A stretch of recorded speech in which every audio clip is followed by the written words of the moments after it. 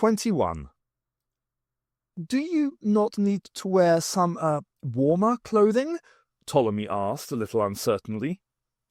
Perry looked down at herself, puzzled.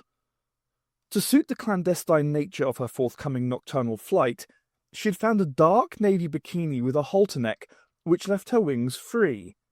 That, her watch and a belt with a pouch containing several letters, and a string bag for use later, were her only garments. She smiled reassuringly. No, I'm quite okay like this, thanks.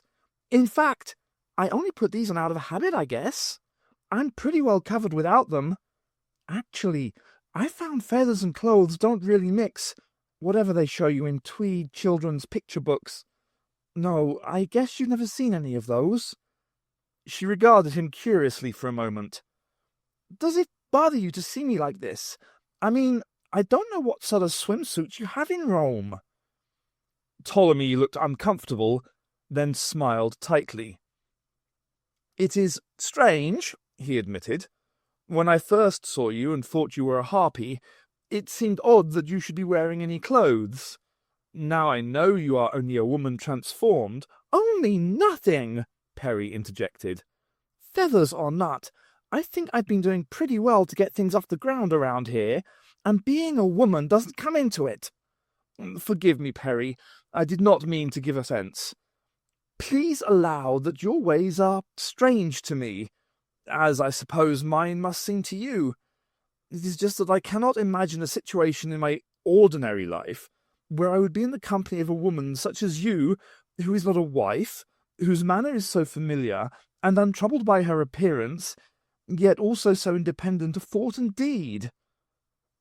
Perry suddenly smiled. Now, the independent of thought and deed bit I liked. Keep that in mind, and we'll get along fine.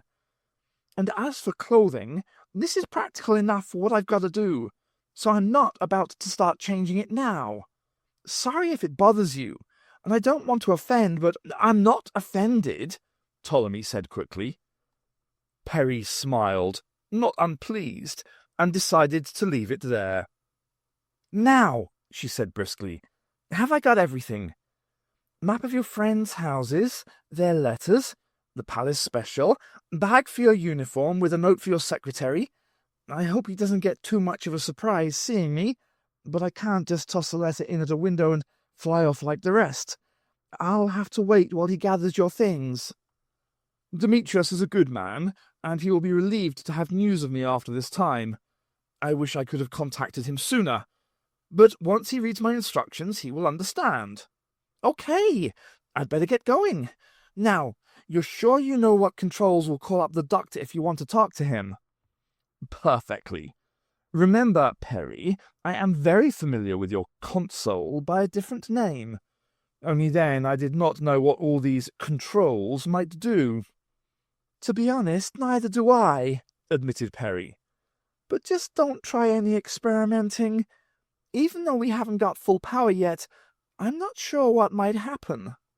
I assure you, Ptolemy said solemnly, I would not risk anything so foolish. They left the TARDIS and made their way up the stairs to the treasure chamber. A steady electric light burned there now, an extension of the shaft's work light set up by Tyro. None of the thieves had gone beyond this chamber yet, and Perry was hoping they would never need to. Explaining the TARDIS to people was hard work. Perry was about to fly up to the hole in the roof vault when a question popped into her mind. Sorry, I didn't think about it before, but talking of your house, there's nobody else there you want to get a special message to? I don't even know if you're married or anything. Ptolemy's head dropped slightly, and his expression stiffened. I was married, briefly. My wife died some years ago. Oh, I'm sorry. I shouldn't have brought it up. You were not to know. It does not matter now. A few words spoke of much grief. But it does. She looked at him intently. It explains a lot, I can tell. Her brow furrowed.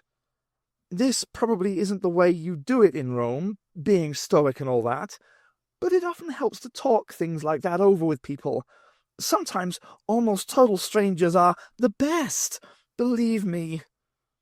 Gently she touched his arm. If there's a time when this is finished, if you want to talk about it. He looked at her in amazement. Truly, you are from a far and distant place. No one has ever spoken so boldly, but with such strange and generous intent to me before. You must realize it is not proper to speak so openly. Well, perhaps it should be, said Perry firmly. Just think about it, okay? He nodded silently, and she smiled warmly. Her wings spread and beat easily, and she rose up to the hole in the vault, squeezed through, and was gone. Ptolemy stood thoughtfully in the chamber for some minutes before returning to the TARDIS. "Wake up! Special visitor for you," Paulinus announced as he opened the door of the doctor's cell and carried in an oil lamp, which he hung from the hook in the ceiling. There was a distinctly anxious edge to his words.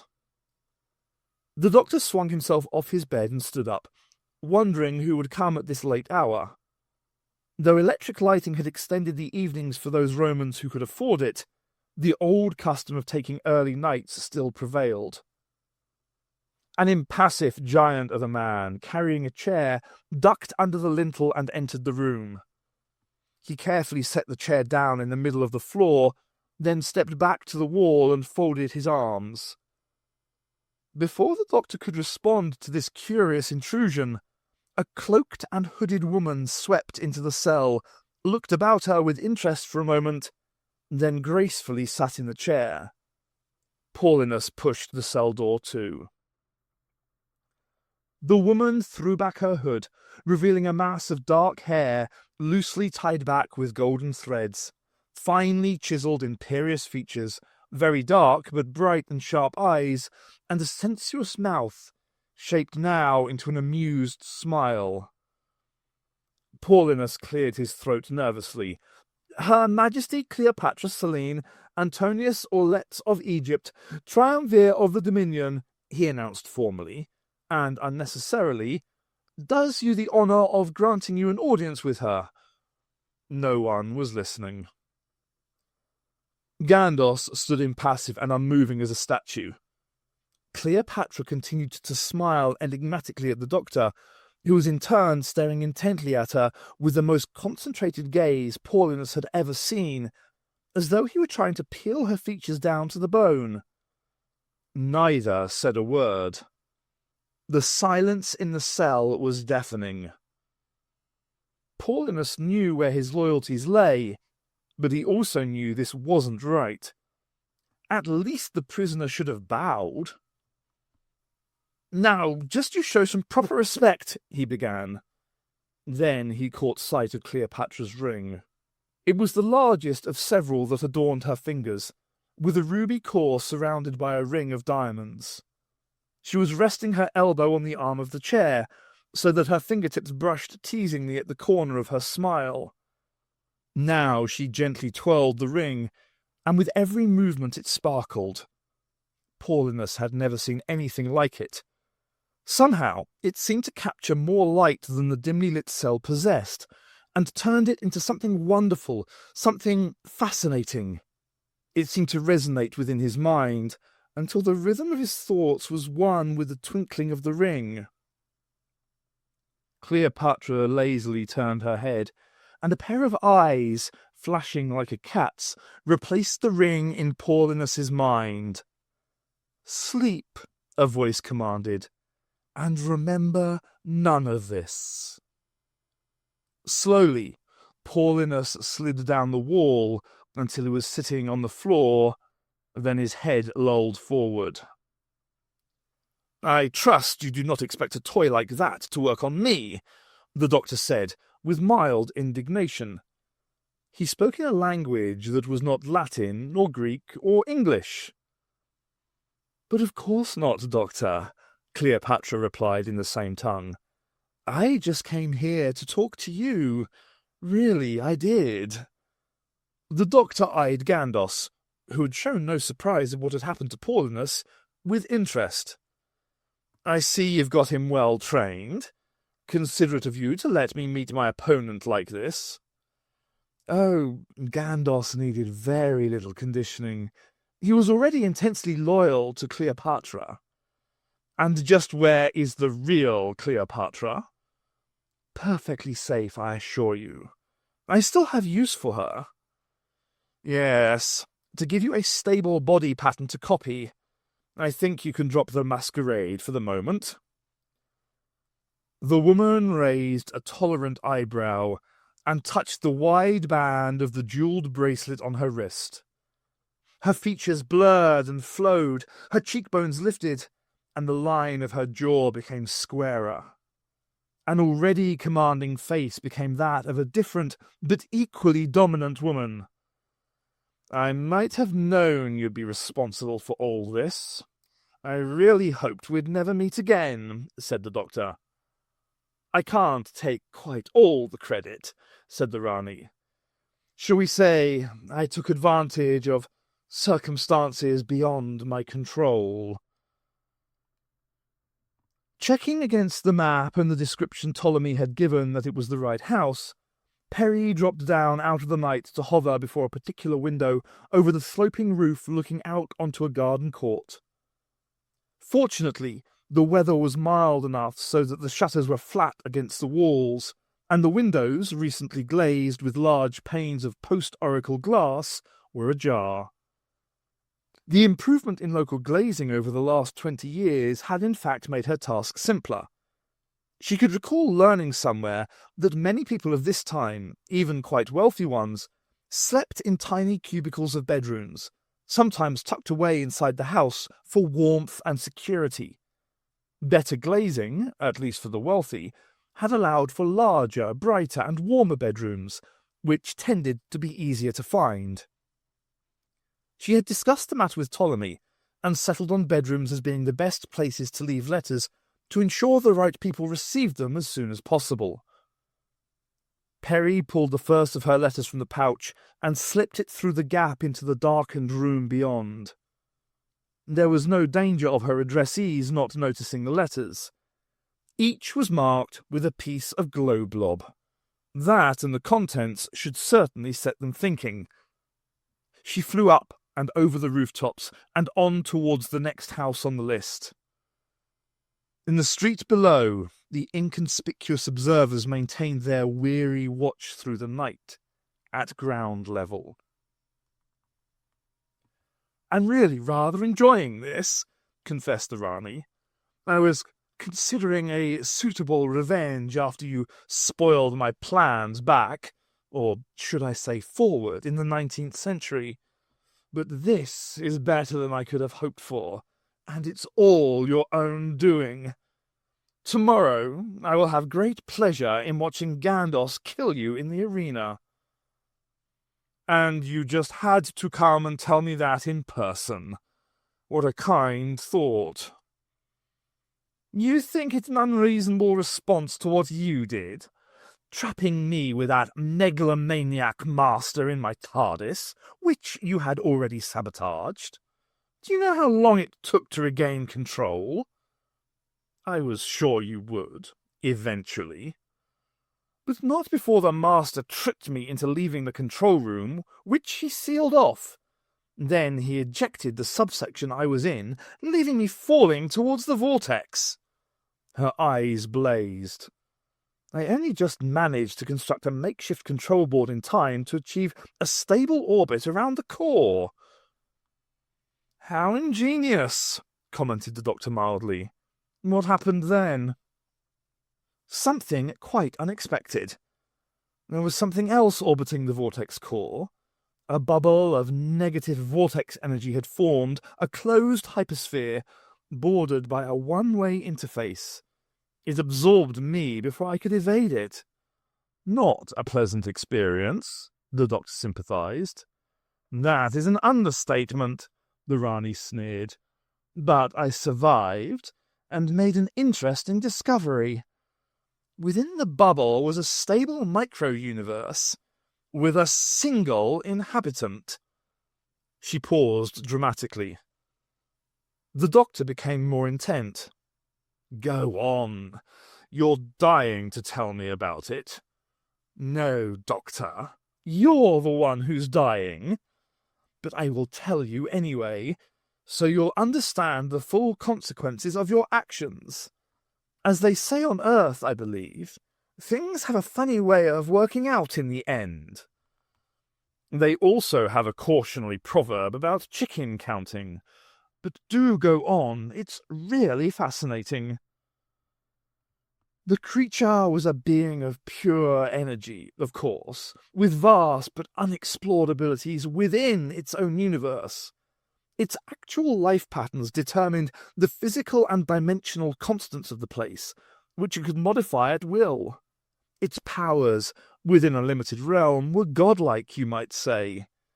She grimaced. It was also stupid in the creative sense, and lonely, though it didn't appreciate the fact properly until I arrived. So you became a surrogate mother figure to it, and no doubt started corrupting its innocent and impressionable mind. How wonderfully picturesque and lurid you can be, Doctor. I taught it, and I gave it purpose. It's grateful to me, and wants to please me. I showed it how to divert the vortex energy flowing around the bubble by initiating specific quantum tunneling effects at the interface, so it could reach out into normal space. Why didn't you escape it, then? The interface would have become permeable. Because I needed to repair what was left of my TARDIS. Above all, I needed a complete console unit to achieve full control. I found the creature could help in the repairs, but only to a limited extent. It did something it thought of as reading, which was in fact the scanning and replication of any object through an energy flux tube. Ah, I'm beginning to see now. But it could create nothing original. It always required a pattern to work from. Also, it would only copy something once, for some reason it cannot explain. Anyway, I set it looking through hyperspace for a suitable console unit to copy. I was hoping to find my own TARDIS, of course, but the creature found your space-time track first. Why not copy an entire TARDIS? It would have meant taking the occupants as well.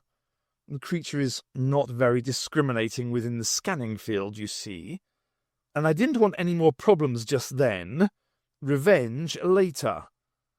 But it all went wrong, didn't it? The Rani looked annoyed. There was a misunderstanding. You don't say. The creature started to scan the console as you dematerialized. He spread the field to include all of the local time-space sector you were moving through, which, in this case, was a large slice of the Earth, circa 32 BC. Yes, what the creature has read, it feels compelled to replicate, which it did, inside the vortex bubble. So, we are isolated from normal space. I thought it might be something like that. But what about the power loss? There was also something drawing power from my ship as we were dragged up the flux tube. The Rani looked annoyed. The creature overreached itself with the mass of material it was trying to replicate. It couldn't draw on vortex energy quickly enough, so it took power from wherever was available. The Doctor beamed. And you suffered temporal suspension as well, I suppose. Must have been a shock when you came out of it, and found that you had rather more than you bargained for. Cold satisfaction replaced annoyance on the Rani's face. Only briefly, Doctor. The House of Gaius Agricola was the last on Peri's list before Ptolemy's own. Everything had gone more easily than she had thought.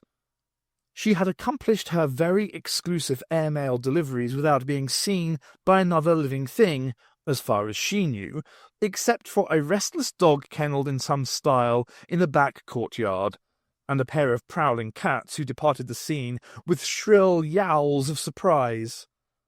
The weather had cooperated again, filling the sky with broken clouds. The moon, or at least its local facsimile, was still nearly new, she had confirmed, and had set shortly after the sun. With a last glance at the map, she glided down low over a garden court, neatly laid out with shrubs and standard bushes. She took in the grand facade before her, and compared it with the description from ground level Ptolemy had given her, and started to count windows. There was a sudden loud squawk of alarm and clatter of wings fading into the darkness. A bird, roosting quietly in the bushes, had been disturbed by her unexpected presence. Heart-pounding from the shock, Perry dropped to the ground and crouched down behind some shrubbery. She hoped the noise had not woken anybody. After waiting a couple of minutes, all remained still and quiet. Cautiously she took to the air again, and flew on towards the house. She could see the window now. Just another few moments, and a light came on in the room she was passing, its beam catching her squarely in mid-air. Staring out at her with a look of incredulous terror on his face was Lucius Agricola.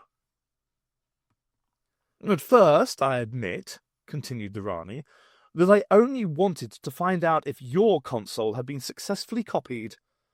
But the creature had let its attention wander while it waited for the suspension effect to wear off, and had been busy maintaining the artificial ecosphere supporting the Earth segment. It was almost pleased with itself because it was learning to be creative by repeating and extrapolating on the weather cycles it had observed when it first scanned the region, and simulating a sun and moon. It was also protecting the edges of the copied land. It thought this was what was meant by writing. But it did at least save millions of lives. Just copies of short-lived, largely unimportant terrestrial humanoids. No. As soon as they were brought into existence, they had as much right to life as their originals. A quaint notion, Doctor, and you know it. But that is your affair. At the time, my need was to find the whereabouts of the console. I had just enough power and control to open a portal into the royal palace in Alexandria, which was close to the epicenter of the world segment, and the most likely place for the duplicated console to have appeared. Taking advantage of the instability effect, which I assume you have already observed, I took on the form and mind pattern of Cleopatra Selene, hoping to use her position to help recharge my TARDIS and search for the console. Of course, as soon as I looked into her mind, I knew what had happened to the console. But there was also much, much more. Really, I wouldn't have thought you would have enjoyed such a close association with an unimportant being. But this one has such possibilities, Doctor, and the fascination of all these different intrigues and plots. It was a revelation once I saw it all through her eyes. I hadn't realized how inventive these humans could be in such matters, and what satisfaction there was to be found in their planning and execution. Her eyes flashed in delight. You wouldn't believe the lengths she and her brother are going to achieve supreme power. But she'll win now, with my help, of course. Though most of the time I can simply let her plans and mindset guide me. For a human, she's really quite intelligent, you know. The Rani was looking strangely excited. The Doctor's face creased with puzzlement, then concern. "How long since you took her place?" he demanded. "A few weeks of Earth time. What concern is it? Rani, you must stop it now. It's dangerous. Don't you realize what's happening? You're becoming addicted to Cleopatra's mind pattern." Perry hadn't thought it possible that you could freeze in midair, but for one incredibly extended moment, she seemed to manage just that, as she stared at Lucius Agricola. Her mind raced. This is the poor man Ptolemy told us about. He's mentally disabled and haunted by visions of the past. I probably look like a demon to him. Any moment he's going to break down and wake the house, if not the street. I can't let that happen. With a snap of wings, she flew through the window, caught hold of Agricola as he was about to cry out, and bore him to the ground, her hand clasped firmly over his mouth. The Rani looked reproachfully at him. "Not good enough, Doctor. You cannot frighten me like that. You're making a big mistake. Even Time Lords can only be variations on a theme. You cannot totally take on another mind and body without there being serious consequences." "No," her response was driven by absolute conviction. "I am perfectly in control. You don't seriously expect me to let this opportunity to pass, do you? These people half believe in a god-queen already. I will become one. To all intents and purposes, an immortal one as well. Then I will shape this land and its people as it deserves. What will they not accomplish with me to lead them? Their own destiny, right or wrong. It has been long agreed, Rani, that Time Lords do not play God with short-lived species. We would be too good or bad at it for our own sakes, let alone theirs." Fine words from such a flouter of convention as yourself. What do you care what happens to these people? You know I would make a better ruler than any they are likely to choose. "I care because I care," said the doctor desperately. "They must choose their own path, and if you do not see that too, then you are lost. No, I have won." She smiled triumphantly and touched the control on her bracelet morphic resonator. Her features blurred and shifted back to those of Cleopatra. She stood up. "Oh yes," she added casually. "Where is your TARDIS, by the way? After all, you won't be needing it again, and it might as well be put to some use." "Find it yourself," he snapped back. She clicked her tongue. "Touchy, Doctor? Never mind. In a few days it won't matter. There may be some parts worth salvaging. The rest is probably only good for scrap." She paused significantly, but he did not rise to her goad. Her eyes flashed for a moment. "When I have a proper console again, I will have complete control over—" She hesitated. "On this world, I really will be as powerful as the gods these people have so imaginatively created for themselves, but they will require no act of faith to believe in me." "But you can't expect the creature to maintain this place indefinitely. It's inherently unstable. And what if something goes wrong? Millions of people will die." She regarded him scornfully. "Not if you have the strength of will to succeed, Doctor. Goodbye. Until tomorrow." She swept out, followed by Gandos carrying the chair. The doctor looked at Paulinus, who was still slumped in a trance sleep against the wall. He sighed, bent over him, and slapped his face lightly a few times.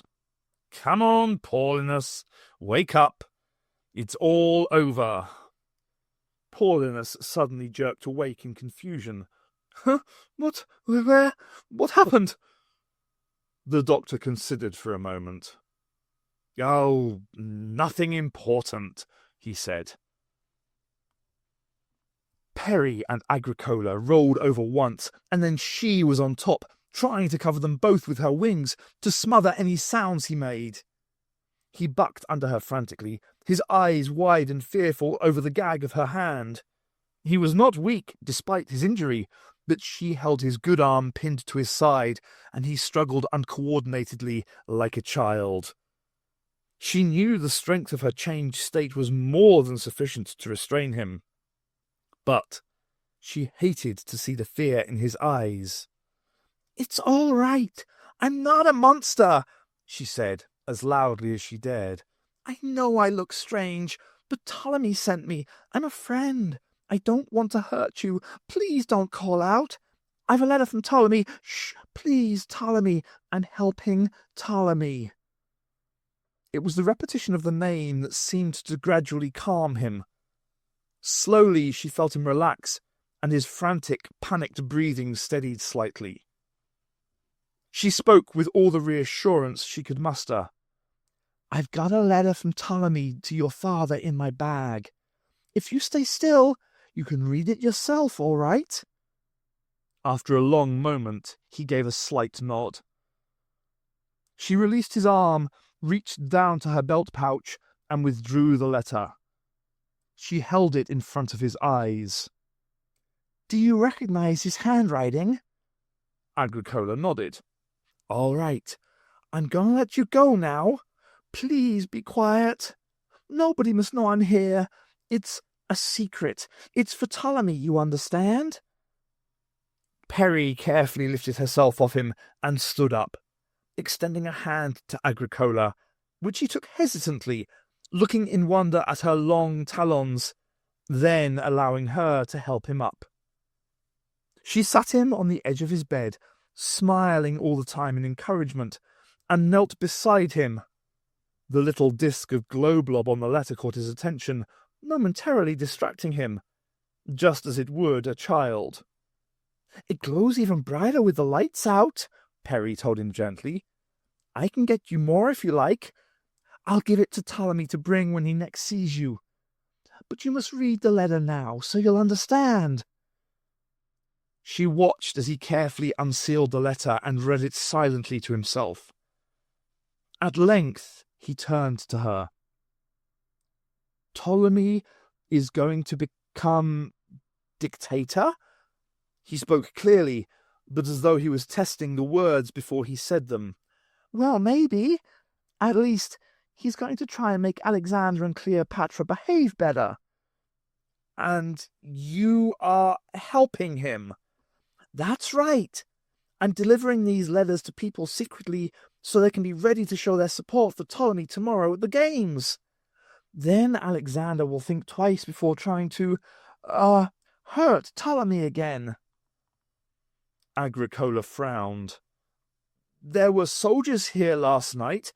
They said they were looking for Ptolemy." Alarm showed on his face. "Have they found him?" "No, he's quite safe. I helped him escape from them. Sort of." He tilted his head on one side, looking her up and down curiously. "Where do you come from?" "Now, that's a long story, and I really can't stay here all night telling it.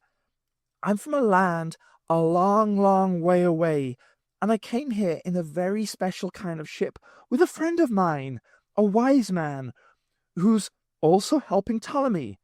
In fact, he's going to fight Cleopatra's champion in the arena today now, rather, and he's going to, well, you'll see. I hope your father and all his friends will be there. I don't know if it would be a good thing for you to go." "Will Ptolemy need help?" "Well, he'll need all his friends around him." "Then I will go," said Agricola with sudden resolution.